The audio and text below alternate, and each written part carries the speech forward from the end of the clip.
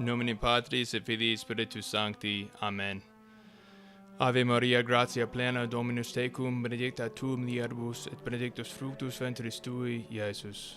Sancta Maria, Mater Dei, ora pro nobis peccatoribus, nunc et in hora mortis nostrae. Amen. In nomine Patris et Filii Spiritus Sancti. Amen. Brethren in Christ, laudetur Jesus Christus in secula. This is Timothy Flanders with the meaning of Catholic. Tonight we are beginning a new series covering politics more closely than we have before. This is the month of October, the month of Christ the King, the month of the Holy Rosary, and it is fitting, of course, because the presidential election of the United States of America is happening in November.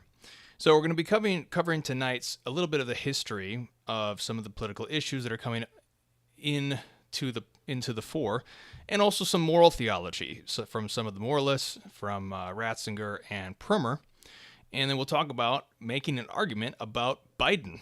So stay tuned for that in just a minute. I wanted to issue a prayer request right now for Protestant Pastor Luke, who is converting to the faith. We're going to offer up an Our Father at the end of this show for him, that he can have the courage to take the step. As a Protestant pastor, you face a lot of pressures, very difficult. So we always pray for Protestant pastors. There's been a number of prominent ones, particularly those that come to mind. There's, I believe, Scott Hahn, Taylor Marshall, other prominent Catholics came as Protestant pastors. So we pray for them. Also, I want to point out, everyone, please follow Richard's. This is Richard's Family Medical Fund. We're promoting this. Nathaniel Richards is one of our contributors over at Meaning of Catholic. So right now they have 7 donors. So please support them. I'm going to put the link in the... Oh, no, I got the link in the show notes, actually. But I'll put it in the live chat as well. So please go... Anything you can donate here is going to be of help to them. So anything you can do, please take a look and donate anything you can to the Richards Family Medical Fund. So what we're going to do tonight, we're going to talk about a little bit of history. We'll talk about the moral theology. So we're going to start in the year 1918. In this year, the Great War ended, and the Great War was a culmination of a military and imperial buildup between particularly Britain and Germany, which exploded in the Great War, which was the context for Our Lady of Fatima to come and call the world to repentance. But what happened in 1918, November 11th, the armistice was signed, and what happened was the British Navy had a blockade of Germany, which was starving the nation. So this caused a massive crisis among the Germans after the war, to the extent that 700,000 men, women, and children starved or died of disease due to this British blockade. And the reason they were blockading the Germans was to force them into signing the Treaty of Versailles, which this treaty was basically a guarantee that Germany would not recover economically after the war. It was meant to punish Germany for the war, to basically have them take all the blame and take away all of their resources and cripple them economically. So they were forced into signing this treaty after they were starved to death and their people were dying. And so the German people signed this, then entered the period of the Weimar Republic, which goes until 1933, when Adolf Hitler takes power. And during the Weimar Republic, it was just devastation, a continuation of the economic collapse that was already happening. And so that German children were starving. And this helped bring about a situation which allowed for the rise of Adolf Hitler, because it radicalized, it caused enough radicalization so that the German people could accept someone such as Adolf Hitler. Now, in the 1929, you had the stock market crash, and so the whole world goes into the Great Depression. And what happens is Hitler comes to power, and he actually does a great deal of good for the economy. according to Bradford DeLong's Slouching Toward Utopia, Economic History of the 20th Century, the Hitler administration, in fact, achieved the most rapid decline in unemployment, the largest of any country during the Great Depression. So it was a 30% unemployment rate during the Weimar Germany, and Hitler helped change that. Adolf Hitler helped improve the economy, and as we all know, he was also influenced by what we're going to talk about in a little bit, also the eugenics movement. The eugenics movement was something popular in that day, which stated that certain races are inherently superior, and we're going to talk about why that is and why that's related to what we're dealing with. And so Adolf Hitler, along with helping the economy, also began to round up Jews and gypsies and other enemies, and began to send them to concentration camps where they were either slave labor or they were murdered. And this is the beginning of the Nazi Holocaust. So in the Nazi Holocaust, there were 17 million souls who perished, according to the U.S. Holocaust Memorial Museum. That's 6 million Jews and 11 million others. So this is the Nazi Holocaust. So in order to talk about the moral theology of voting, we're going to talk about, the reason I bring this up is we're going to do a little thought experiment first. This thought experiment is, let's say, okay, Hitler comes to power. He begins the Holocaust. He's killing Jews. He's killing gypsies. He's killing all these people. And he's also building roads. And he's creating work projects. He's stamping out unemployment. He's feeding people. Okay, let's say his term ends, if you can believe it. And then we have to vote in a new candidate. So let's say a German arises, his name is Heinrich von Staupitz, and he says, I'm going to continue all these great economic policies, I'm going to put the unemployment rate down, and I'm just not going to do anything about the Holocaust that's happening. I'm just going to let it happen. I'm not going to do anything. Would you vote for this candidate, von Staupitz? Would you vote for him? The issue of the day is the Holocaust happening. Now, many Germans tried to wish that away because the Jews were being loaded up into trains and carried away and, out of sight, out of mind. But the Holocaust was still happening. So do you vote for von Staupitz if he doesn't do anything about the Holocaust? What if he has a great economic policy? What if he is going to help the poor? What if he's going to help starving German children? What if he's going to put in great schools? What if he's just a really nice guy? Well, if he's not against the Holocaust, if he's not going to stop the Holocaust, what good is that? What good is all these goods to the Holocaust? Well, let's say you're in this election and you're debating with your German neighbor, and your German neighbor says, you're just a one-issue voter. How can you seriously vote just based on this Holocaust? Von Staupitz is going to continue all these great economic policies and give us jobs and help the poor. Well, you may say, well, if he's not against the Holocaust, that's not enough. It's not enough. There's nothing really enough besides stopping the Holocaust. That's why a Catholic in Germany, in our thought experiment here, we're not going to vote for Heinrich von Staupitz because it's not enough. There's nothing that good that he could offer that would be proportionate to stopping the Holocaust. So this is the key word we're going to talk about in a little bit, proportionate. That is the moral theology term that we use when we're making these moral decisions in terms of voting. So we're trying to establish here that in a situation such as this, Nazi Germany, in our thought experiment, and let's say there's a successor to Hitler, and if he's not going to stop the Holocaust, we're not going to vote for him. Because the Holocaust is such a massive, massive evil. It's so massive. It's destroying lives. It's perishing souls. It's destroying the common good. It's killing off peoples. It's destroying families. There is no other proportionate evil to this thing, and no other good on the other side could make me vote for von Staupitz in our imaginary Nazi election we're dealing with. So, here is our thought experiment. Now, put that in your mind for a second. We'll file that away and we'll get back to that. Because what we're dealing with is a continuation of the Holocaust. What we're dealing with is the unborn Holocaust. It is the unborn Holocaust. This is the term that we need to be using. Unborn Holocaust. Because Hitler killed 17 million.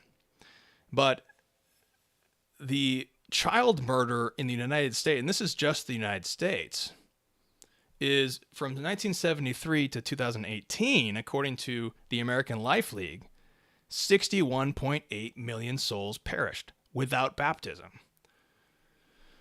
That is the unborn Holocaust. That is what we're dealing with. Now, also, I assert that we should not be using the term abortion. Abortion is a Marxist term to obscure what's really going on. The proper term is child murder, child sacrifice, infanticide. Those are the proper terms because that's what's actually happening. Abortion is not a term that corresponds to the reality of what's going on. That's why we should say child murder. Murder is defined by taking an innocent life. Child murder is doing that to a child. Abortion is not the term that corresponds to the reality. So, the unborn Holocaust is what we're dealing with. Now, this is really one Holocaust with the Nazi Holocaust in the century of mob bloodshed, which really precedes the 20th century and goes after the 20th century. It's really a period. This is something I'll cover in my book that I'm writing. But it's really an era of mob bloodshed. And what I mean by that is it is an era of chaos politically, revolutionary chaos in which mobs decide via might makes right. Might makes right. So whoever is strongest gets to make the rules about what is right and wrong because he's the strongest. And this is exactly what we're dealing with the unborn Holocaust. He who is stronger makes the rules about what is right and wrong. Now, this is one Holocaust, and the reason is because the Nazi Holocaust and the unborn Holocaust have one common source, and that is the Eugenics movement. So going back to that, I'm going to read from Architects of the Culture of Death by Marco and Weicker. They go back to a number of different figures, but the most famous of the 19th century is Charles Darwin. And the reason is because if you believe that everybody's just a monkey, well, why not? Why can't we just kill each other? What's the big deal? Here's a quote from Charles Darwin, Descent of Man, Part 1, Chapter 6. And this is written in 1871. Charles Darwin says this, quote, "At some future period, not very distant as measured by centuries, the civilized races of man will almost certainly exterminate and replace throughout the world the savage races." He says later on, quote, "There is no reason to believe that vaccination has preserved thousands who from a weak constitution would formerly have succumbed to smallpox." So he's lamenting that these people are saved because they're actually weak and they should just be left to die. He says, the unfortunate result is, quote, "The weak members of civilized societies propagate their kind." What a bummer, says Charles Darwin. All these weak humans are not dying. We're preserving them. What a lament Charles Darwin has. And that's because his whole philosophy is based on survival of the fittest. Whoever is the best should come out on top. And that comes into a morality, and that's what helps spur on the eugenics movement. The eugenics movement was a movement that was very popular, very mainstream. This is not something that's crazy conspiracy. This was something that was mainstream. It was popular. Eugenics was about trying to find out what your pedigree was, how perfect your race was. It fed deeply into these ideologies of racism. And it's something that was very much popular in the United States. So according to Edwin Black in his book, War Against the Weak, Eugenics in America's Campaign to Create a Master Race, he says, quote, elements of the philosophy were enshrined as national policy by forced sterilization and segregation laws, as well as marriage restrictions enacted in 27 states. In 1909, California became the third state to adopt such laws. Ultimately, eugenics practitioners coercively sterilized some 60,000 Americans, end quote. So eugenics was big. 1909, California is the leader in this eugenics movement to forcibly sterilize these different people who have some sort of mental disorder or what have you, different people that they don't want to propagate. They don't want these people to have children. And so the government's coming in, the United States government is coming in and forcibly sterilizing them, forcibly mutilating their reproductive organs so that they can have children. Guess who studied the eugenics laws of the United States? None other than Adolf Hitler. Adolf Hitler studied the eugenics laws of the United States and was inspired to help create his Nazi Holocaust. So, another person also was inspired by the eugenics movement, and that is the woman known as Margaret Sanger, born a Catholic. And she helped bring about the unborn Holocaust that we have today. So here are a few quotes from Margaret Sanger. Now, Margaret Sanger believed in, she was a eugenicist. She wanted to kill black children. She wanted blacks to stop having children because she believed that blacks were an inferior race. And just like Darwin believed that the superior race was going to exterminate the lower race. And this was just the law of the jungle, the law of survival of the fittest, the law of the whole creation. And so Margaret Sanger says this, interview with John Parsons, 1947, I believe that there should be no more babies. Here's another quote. The most merciful thing that the large family does to one of its infant members is to kill it. That's Woman of the New Race, Chapter 5, 1920. And here's 1939, letter to Clarence Gamble.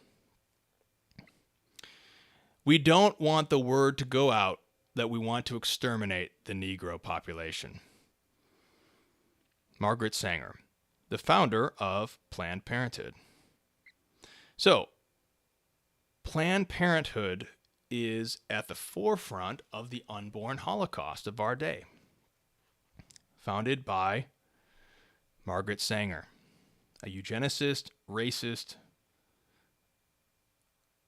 Holocaust promoter who wants to kill children. She wants to do it. So this is the unborn Holocaust. As I said, 61.9 million just in the United States. So this is really a far greater Holocaust even far greater than the Nazi Holocaust just in the United States. Think about the entire world killing her children. And so we're going to get back to the teaching of proportionate. So this is the situation that we're in. We're in the era of mob bloodshed. We're in the era of the unborn Holocaust. And this is where we come to the choice of voting. So like we talked about a thought experiment where you were voting for a successor of Adolf Hitler, and you'd vote against the Holocaust no matter what good he could bring. So what does the church teach about voting? Well, there is an interesting document from 2004, which is where John Kerry was the Democrat nominated nominee for the Democratic Party in the United States, running against George W. Bush for his second term, 2004. And at this time, Theodore McCarrick was the Archbishop of Washington, D.C. Wilton Gregory was his right-hand man. Gregory is currently the Archbishop of Washington, D.C. today. So McCarrick, the evil, corrupt McCarrick, they were the bishops of the United States were at a loss because they were facing a Catholic, John Kerry, who refused to go against the unborn Holocaust. And what happened was the Holy Office under Ratzinger wrote a memorandum and sent it to McCarrick to instruct him as to what to do with this problem. Now, there was a minority of bishops led by then Archbishop Burke of St. Louis, who insisted that John Kerry should be refused Holy Communion because he is directly participating in the grave sin of child murder and supporting the unborn Holocaust. And he cannot do that. If he's a Catholic, he should be refused Holy Communion. Now, the minority was opposed by McCarrick and his faction, which dominated the U.S. bishops. And this memorandum from Ratzinger said it confirmed Burke's opinion. It confirmed that he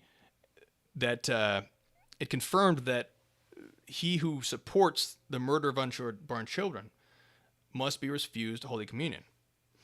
And it also said these words. This is the key point for our discussion. It says, a Catholic would be guilty of formal cooperation in evil, and so unworthy to present himself for Holy Communion if he were to deliberately vote for a candidate precisely because of the candidate's permissive stand on abortion and or euthanasia. Now, in this letter, he distinguishes that abortion and euthanasia are much higher issues, graver issues, and we'll talk about how that works in a minute, than things such as, and he actually gives two examples, the capital punishment and just war. So he actually says you can disagree with the Pope on capital punishment and just war because those are prudential matters in terms of this situation or that situation. Should they apply? Should they not apply? Whereas child murder and killing the elderly, euthanasia, or killing the sick, is not something that you can disagree with the church about. It's a black and white issue. It's always wrong. It's intrinsically evil. So Ratzinger says, hey, if you vote for a candidate deliberately because of their stance on this issue, you are formally cooperating in evil and you're committing a mortal sin. You should not go to Holy Communion. Now, here's some key words here, though. It says a formal cooperation in evil. Now, here's the distinction between formal and material, okay? Formal means that you have the form of something. You're doing it in the way of that thing. Versus material is you just have the thing, but you don't have the intention. So let me finish this point, and then we'll elaborate on what that means. So Ratzinger goes on. He says, when a Catholic does not share a candidate's stand in favor of abortion or euthanasia, so we disagree with this pro-choice guy, but we do vote for that candidate for other reasons, it is considered remote material cooperation, which can be permitted in the presence of proportionate reasons. So here's that key word, proportionate. I'm going to get right back to that in just a second. But what he distinguishes here is formal cooperation and material cooperation. So, and I'm going to get into the conditions for material cooperation, but formal cooperation in evil means that you are cooperating in the evil for the sake of the evil. Cooperating in the evil for the sake of the evil. Now, that's different than a material cooperation. Material cooperation means that you are you're cooperating in the evil for the sake of the good. And you don't intend the evil. You're trying to limit the evil. But sometimes we're in a situation where we have a choice between evil and evil. Especially when we talk about World War II and things like that. There's situations where it's a very difficult call as to what is the right choice. And there's really no way, you have to make a choice, and there's no way to not participate in evil somehow. And you're in a situation like that. So the church gives us certain principles on which to vote, and there are certain there's a gradation in terms of the gravity. So the church does not say that you must vote for this candidate or that candidate unless that candidate has become such a grave evil. Then the church does come in and say, hey, you cannot vote for this person. This is, in fact, 1948, Pius XI commanded the Italians to vote against the communists on pain of sin. He told them exactly how to vote because the situation was so grave. So it's completely false when if anybody says that a priest or even the Pope can say you cannot vote XYZ, they can do that if the situation is grave enough. So if the situation is grave enough, there can be a situation where the church would tell you exactly how to vote. Now, what Ratzinger is saying here is that basically there's only one instance where you could vote for a so-called pro-choice candidate, someone who has some kind of permissive stance on child murder, meaning they're not going to oppose it. It is, what he says, in the presence of proportionate reasons. So remember, if we're talking about Heinrich von Staupitz, if he's not going to stop the Holocaust, there has to be a proportionate reason that is present in order to vote for him. We would never vote for him because he's not going to stop the Holocaust unless there's a proportionate reason, something that is equally or worse, if you can imagine it, than that. So I'm gonna get into the explanation of this from Prumer. This is from Manuale Theologiae Moralis, Volume 2, Article 6. This is page 471. He says this, and this is when he talks about cooperating in evil for a grave reason. He says, it is a grave sin per se to elect an official who is certainly unworthy, since such an election is illicit cooperation to grave evil for society, for electors participate immediately in all the evils which are caused by evil deputies. So he's saying per se, like, so in and of itself, it is an evil to elect an evil man who intends to do evil. But he continues, but so that it may be licit in practice to elect an unworthy deputy, not only, he says there's two conditions. You have to have an upright end. So once again, we're going to intend, if we're going to vote for someone who has a permissive stance on child murder, we have to do so for the intention of doing some good. We can never intend the child murder ever. That's always a form of cooperation, always a mortal sin. But so it has to have an upright end, but then he says there has to be a most grave cause. He says, quote, then there is required a grave, no, indeed also a most grave cause. Such causes are grave harms to be averted, whether from the one electing or from others or from the state. It is licit to elect an evil official to impede the election of one who is worse. So you can do so in our example of 1948, Pius the 12th, if he's saying vote against the communists, he's basically saying vote even if this other candidate in this Italian lecture may be evil. He may support some evils, but the communists are so much worse that we're going to actually vote for this evil man to prevent something even worse than this evil who are communists. Or if we're talking about Heinrich von Staupitz election, could there be something that's even worse than this permissive Nazi official? I don't know, Satan incarnate, who's causing World War III and global Holocaust. I don't know. But it'd have to be terrible and even worse. So that would be the proportionate reason. Now, and we're going to get into Joe Biden in just a second. So so here's what Prumer says. This is his one-volume summation. So he says that, I'll talk about proportion in a second, but there's 4 conditions for cooperation and evil. Okay, there has to be 4 different things present in order for anyone to illicitly cooperate in evil. Number 1, the act is good in itself, or at least indifferent. So the act in and of itself is good. And when Ratzinger says there is immediate participation, that means that basically you're not handing the knife to the murderer. That would be immediate. That would be something that was right in law, right? The causality is right there. There's not a chain of causality. Handing a knife to a murderer is immediate participation in evil. So that's something that's, you are immediately participating. So handing a knife to a murderer is not an example of it is good in itself. Now, selling going to a murderer's, going to his pawn shop and buying a guitar from his pawn shop gives the murderer money.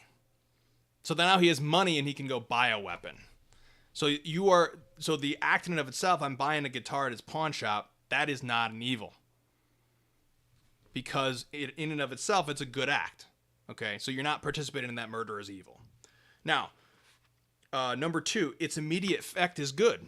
So the immediate effect of buying the guitar from the pawn shop of the murderer is you're just having a business exchange. It's a good exchange. It's good in and of itself. Now, this is assuming that you're not aware of the murderer's intentions, of course. Now, number 3 is the intention of the agent is good. So I intend to sing Irish ballads to my sons with this guitar. So I'm going to buy this. I'm going to sing Irish ballads with this guitar, and that is going to be a good end. It's my good intention. Now, here's the key point. Condition number 4. The agent has a proportionately grave reason for acting. So there's not really, in our example, I don't think there's really a proportionately grave reason that I would buy a guitar, especially if I knew that giving this man money would cause some evil. There's really no grave reason for that. But what if I was starving and dying and there was no other way to get food for my family or something like that, something grave? So here's what Prumer says, and he breaks down the proportionately grave reason. So this is what Ratzinger says. He says, you can only vote for someone who has a permissive stance on child murder if it is in the presence of proportionate reasons. Okay? So here's what Prumer defines the proportionate reasons. He says the proportionately grave reasons are defined like this. The greater the evil that is indirectly willed, the closer the union between the act and its evil effect, so that handing the knife to the murderer, closer the act, the greater the certainty that the evil effect will ensue, and the greater the agent's obligation by reason of his position to prevent the evil act. So if you're in a position to prevent it, and all of these things, as each of these things becomes greater, so much the more serious must be his reason for permitting the evil effect. So the more you know about it, the more it's intended by this person, the more you're in a position to stop it. All of these things, the more immediate is the effect. It's right there. So much graver must be some proportionate reason to the contrary. Okay, so breaking it all down, what this means is, in order to vote for Joe Biden, and we'll talk about his positions in just a minute, we're in the era of the unborn holocaust. Back in 1935, when we were electing Heinrich von Stauffitz, we elected to not elect von Stauffitz because he wasn't against the Holocaust. Now we've got Joe Biden. Well, is Joe Biden against the Holocaust? And are there proportionate reasons present? Joe Biden, according to his website, wants to stop state laws violating Roe versus Wade. Quote, Biden will work to codify Roe versus Wade, and his Justice Department will do everything in its power to stop the rash of state laws that so blatantly violate Roe versus Wade. Translation: Biden will actively support and encourage child murder. What will Biden do about the unborn Holocaust? Well, he will restore federal funding for Planned Parenthood. Margaret Sanger would be pleased. What will he do about the unborn Holocaust? Just as Obama-Biden administration did, he will rescind the Mexico City policy that President Trump reinstated and expanded. What this is international foreign policy where the United States funds child murder across the globe. And so this is something that President Trump has reinstated to restrict this funding towards supporting child murder. So Joe Biden will work to give funding to child murder across the globe. And finally, he will restore the Affordable Care Act's contraceptive mandate in place before the U.S. Supreme Court's Hobby Lobby decision. Now, Biden said during his campaign, in the case Little Sisters of the Poor versus Pennsylvania, they got a ruling in their favor. So these nuns who do not want anything to do with contraception, which many contraceptives are murdering children because of their methods. Others are simply preventing life. But Joe Biden wants to actively persecute these nuns who all they want to do is preach the gospel of Jesus Christ and care for the sick and the homeless. Joe Biden wants to come after them. So, we're in the era of the unborn holocaust. And what does he want to do about the unborn holocaust? Well, he wants to actively participate in it and support it. But let's move to Kamala Harris. Kamala Harris was the Attorney General of California when Mr. David Daleiden filmed undercover videos of Planned Parenthood representatives joking about how they're selling the body parts of their murdered children for profit, which is against federal law. So there's already laws on the books where these evil men and women are breaking the existing laws on the books. And David Daleiden exposed it using undercover video. Now, in the state of California, you can legally have undercover video to expose corrupt farming practices, corrupt chiropractors, various corruptions. You can use these undercover videos to uncover this. Okay. Well, what did Kamala Harris do as the Attorney General of California? Well, she decided to prosecute David Daleiden for exposing actual crimes of Planned Parenthood. She accepted money from Planned Parenthood to then kick in the door of David Daleiden and search his house. And then she accepted money from Planned Parenthood for her bid for the Senate. So that's Kamala Harris. So what is Biden-Harris going to do about the unborn holocaust? Well, they're going to actively participate in it. So, the question then becomes, is there a proportionately grave reason for any Catholic to vote for Biden-Harris? Again, Prumer says, the greater the certainty that the evil effect will ensue. We don't need to wonder what Biden-Harris thinks about the unborn holocaust. They call it reproductive rights. That's what they call it. So we don't need to wonder about what's going on with them. The greater the certainty that the evil effect will ensue, the greater the agent's obligation by reason of his position to prevent the evil effect, the closer the union between the act and the evil effect, the greater the evil that is indirectly willed.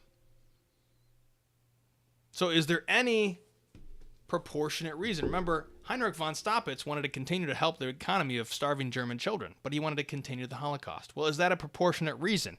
No, it's not. It's not a proportionate reason. Is there any proportionate reason in our day that would cause someone to vote for Joe Biden? Is it war? Is it poverty?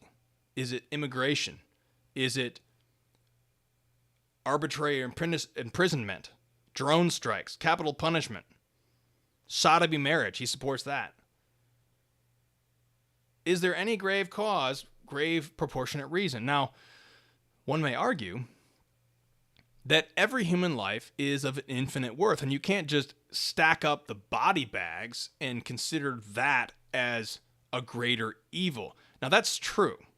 It is absolutely true that every single soul is infinitely worthy, and we should stop everything for even one soul. So when we talk about numbers, when we're talking about the unborn holocaust and 61 million children killed without baptism, it's not as if it's simply because of the number, but there's also a grave effect on the common good. There is a very proportionally grave effect on the common good because it destroys the common good. It destroys families like no other thing. Murder is a grave evil, and it destroys lives. It destroys the child, it destroys the mother's life and the father's life. It destroys the labor force. It destroys the generations. It destroys the economy. There is no force that causes greater evil than the unborn holocaust. So, the reason that voting for Joe Biden is sinful is because there is no proportionately grave reason to the unborn holocaust, which Joe Biden wishes to and intends to actively support and participate in. So, that is why voting for Joe Biden is sinful. It is a sinful cooperation in evil. So, and I'm going to, any questions and comments, we're going to get to those in a second. So, the choice that we're left with is to either vote for Donald Trump, vote third party, or not vote at all. But we cannot vote for Joe Biden. Now, let me be clear here. As I mentioned, the church does not give a definite answer most of the time in terms of particular politicians. It gives principles. And so what I'm saying here today is not the teaching of the Roman Catholic Church. It is simply based on the official teaching, the official principles, which I'm applying to this situation. So this is just my opinion. So do not think that this is the official church opinion. But if you want to disagree with me, you need to do so on church principles, because I'm making my argument on church principles. What the church does is it gives a basic framework and a basic limits to what we can tolerate and what we cannot tolerate. So what I'm arguing here is that Joe Biden is outside the acceptable civil action of a Catholic.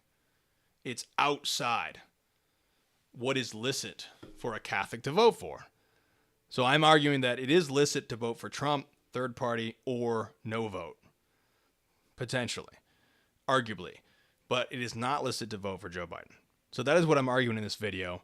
And next week, we're going to talk about, on Monday, we'll talk a little bit more about important historical factors. And I'll talk about who I'm voting for and why. And then next week, Friday, we're going to have Paleocrat Jeremiah Bannister and I are going to talk about the question of, are Catholics obliged to vote for Trump? So if you agree with me, if you agree that Biden is off the table, so what then? Where do we vote from here, and how do we get that out? Also, next week we're releasing Kennedy's book, "Family Be Damned." This is a novel about the Holocaust. Talking about the Holocaust. It's not about the Holocaust. It's about the lockdown. It's a novel about the lockdown. Family Be Damned. I hope you like it. It's going to be really great. So also follow the link below for Nathaniel Richards' Family Medical Fund. Also, please share this video. The Marxist bots have already come after me because I have the word Biden in this title. So please share this video, like it, subscribe. Please become a patron of this apostolate. This apostolate exists to unite Catholics against the enemies of Holy Church. That is our mission. And so becoming a patron, you get free books. You get patron-only live broadcasts that we do twice a month. So please become a patron or pray for us. And let me see if there's any questions I'm sorry, I haven't really been paying attention to the chat very much. Let me take a look. So, somebody's mentioning Father Ripperger's channel. He does have an excellent channel. He just started it, Sensus Traditionis. He's doing a series on communism and demons. It's excellent. You need to go watch it. Do your soul a favor. Go watch Father Ripperger. Father Ripperger is really an outstanding priest, one of the last great remaining priest who knows enough Latin to read all these sources. And he's really one of the most outstanding priests out there. So please go support his channel. Take a look at that as well. Let me see. Anybody else got any comments, questions, thoughts, objections? Let's see. People are mentioning bishop funding. Yeah, it's that is a big issue because, to my knowledge, I believe the U.S. bishops get somewhere around 40% of the whole budget comes from the U.S. government. And Mike over at Restoring the Faith Media has a hypothesis that they're going to lock down the churches again because they get funding from the government when they lock down. And this is something that's been going on across the globe in terms of governments shutting down so they can get the World Bank loans and things like that. So I think it's a very, very difficult issue because they are in bed with the government, and it's very difficult to go against the government when this happens, as we see in this lockdown situation. I don't know how to solve that. You can decide if you want to abstain from the collection plate, but the difficulty with that is then you hurt your local parish because your local parish has to give to the diocese. So it's a very difficult choice and something that you need to make in your conscience. And I don't have an answer for that, unfortunately. It's a difficult issue. Nate says, is it de fide that those in democratic republics have to vote? I plan on voting, but is this true? Well, first of all, no, it's not de fide. De fide would be something that would be defined, and republics are so new that it's very difficult to say that that's defined, but you are obliged to work for the common good. Now, we will debate on the licitness of not voting. Is it licit to not vote? So we were going to cover that next week, so we will get into that. Let me see. Is Trump controlled by Zionists? Well, the Zionists wanted him to invade Iran, and he didn't. So, although he supports Israel. So, it's difficult to say. Certainly, I think I was pretty shocked and surprised pleasantly that he didn't go after Iran, even though obviously all of the Zionists want him to do that yesterday. So, I think that is it showed great restraint, which was surprising. Let me take a look. Anybody else? Yeah, so we'll talk next week more about Trump. Should we vote for Trump? Should we not vote for Trump? Should we not vote at all? I don't know. But we'll discuss that next week, and I'll also talk about who I'm voting for and why. So stay tuned for next week. Let's get this prayer going. Remember, we'll pray for the Richards family. We're also going to pray for Pastor Luke, that he may have an open door to convert. So we'll offer up this Our Father for them. Let's pray. In nomine Patris et Filii et Spiritus Sancti. Amen. Ave Maria, gratia plena, Dominus tecum, benedicta tu in mulieribus, et benedictus fructus ventris tui, Iesus. Pater noster, qui es in caeli, sanctificetur nomen tuum, adveniat regnum tuum, fiat voluntas tua, sicut in cielo et in terra. Panem nostrum quotidianum da nobis hodie, et dimitte nobis debita nostra, sicut et nos dimittimus debitoribus nostris. Et ne nos inducas in tentationem, sed libera nos a malo. Amen. In nomine Patris et Filii et Spiritus Sancti. Amen.